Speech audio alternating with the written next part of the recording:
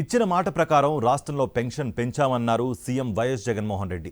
అర్హులైన అందరికీ రాష్ట్రంలో పెన్షన్ అందిస్తున్నామని, పేదల జీవితంలో ఆనందం రావాలన్నదే తన లక్ష్యమని జగన్ అన్నారు. పెన్షన్ల పెంపుదల పథకాన్ని కాకినాడలో సీఎం జగన్ ప్రారంభించారు. అర్హులైతే చాలు, పండుగైన సెలవైన 1వ తేదీనే అవ్వాతాతలకు పెన్షన్ అందిస్తున్నామని ముఖ్యమంత్రి జగన్మోహన్ రెడ్డి అన్నారు. అర్హత ఉంటే చాలు, మీ కష్టం నా కష్టంగా భావించి ఈరోజు ప్రతి అవ్వకు, ప్రతి తాతకు, ప్రతి చెల్లెమ్మకు, ప్రతి అక్కకు ఈరోజు తోడుగా అండగా నిలబడే కార్యక్రమం ఈరోజు మీ బిడ్డ పరిపాలనలో మాత్రమే జరుగుతా ఉంది అని కూడా చెప్పడానికి గర్వపడతా ఉన్నా. కాకినాడలో పెంచిన పెన్షన్ పథకాన్ని ప్రారంభిస్తూ మొత్తం 1967 కోట్లకు పైగా చెక్కును ఆవిష్కరించారు. దాంతోపాటు పెన్షన్ల పంపిణీపై రాష్ట్రానికి దక్కిన స్కోచ్ ప్లాటినం అవార్డును చూపించారు. అర్హత ఒక్కటే ప్రామాణికంగా పెన్షన్లు మంజూరు చేస్తున్నామన్న సీఎం జగన్ 66.34 లక్షల మందికి మంచి జరిగేలా సామాజిక పెన్షన్ పెంచామన్నారు.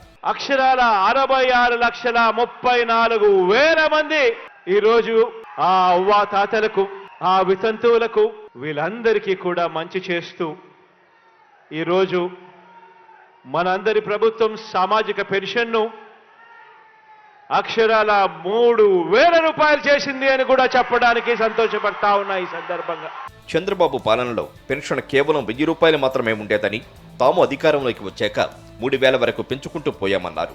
గతానికి ఇప్పటికీ తేడాను గమనించాలని కోరారు.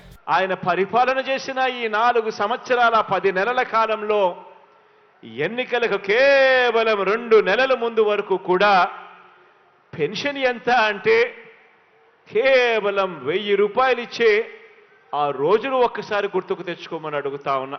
కేవలం 1,000 రూపాయలు ఇస్తా ఉన్న ఆ పెద్ద మనిషి ఎన్నికలు వచ్చేసరికి 2 నెలల ముందు మాత్రం పెన్షన్ 2,000 చేశాడు.